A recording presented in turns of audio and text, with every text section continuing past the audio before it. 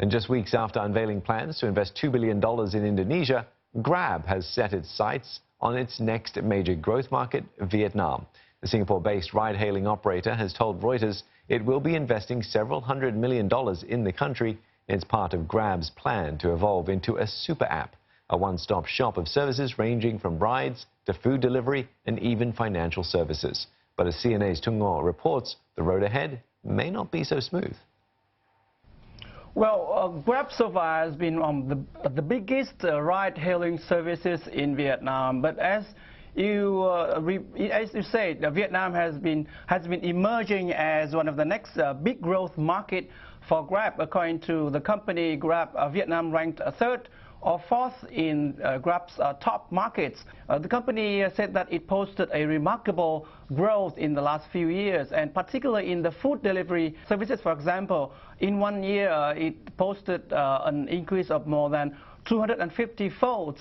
But challenges remain for Grab in Vietnam. One among them is the uncertainty in the regulatory policy, as the government has been considering many new regulations that would have a negative impact on the operation of Grab in Vietnam. And in the last few years, Grab has been sued by a major local traditional taxi firm in Ho Chi Minh City as well. So the court case is still pending because Grab has filed an appeal to the court decision. But that's among the challenges that Grab has been facing in Vietnam. And for more on this, we have in studio Vivek Vaidya. He's an associate partner at SVP of Mobility in Frost Sullivan's Asia Pacific region. Vivek, thanks for coming in. Thank you. Now, firstly, why has Grab decided on Vietnam to pump all of this money into which it's received from its investors? I think there are many reasons. First of all, Vietnam is a very growing territory, growing economy. After Indonesia, that's the economy that is supposed to be growing the fastest. So Grab, being a Southeast Asian major, is definitely going to consider Vietnam. I think that's not surprising at all. Now, Grab's president, he told Reuters, I've got a quote here, "We're just at the tip of the iceberg for financial services," they say.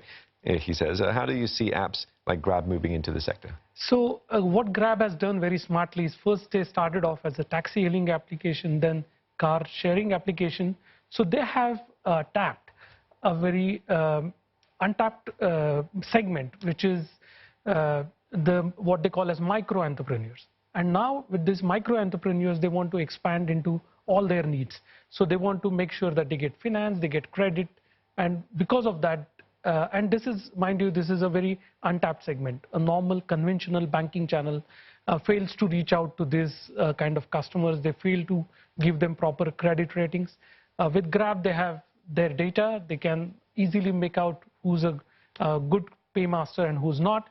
And therefore, extending their services, not just on the mobility front, but on finance front, we are quite optimistic about it. So not just the entrepreneurs in terms of drivers, but in anyone that's offering any kind of service. Correct. Then. But these drivers are also something that they consider as entrepreneurs, because they are actually spending some part of their time. I have personally spoken to quite a few of them. They run their websites, they run their part-time businesses, and they are also running Grab. So I think the fit-wise, they have chosen the right segment. And how is this going to then disrupt conventional banking? Oh, it's going to give them a run for their money. Because number one, Grab is looking for all digital banks. So they may not have any physical infrastructure. They may not have costly real estate spaces, customer service agents. Everything is going to be done online. So their overheads are going to be lower. And therefore, they will be much more competitive as compared to the conventional banks. Companies like Grab and Gojek, they are moving very quickly into this space, into spaces that aren't so well regulated at the moment. Do you see that regulations will be playing catch up, and do you see that will have an impact on their businesses? I think that has been their DNA. Right from the time they got into the car sharing, the regulations had to catch up with them, because they found out, I think it was probably Uber who first found it out, and then Grab and Gojek followed. That they basically get into areas where it is not regulated, and that's when they make their presence felt. So of course regulation will have to catch up. All right. Well, thank you so much for coming in and talking to us about it. Vivek Vaidya there, Associate Partner and SVP for Mobility in Frost & Sullivan's Asia Pacific region.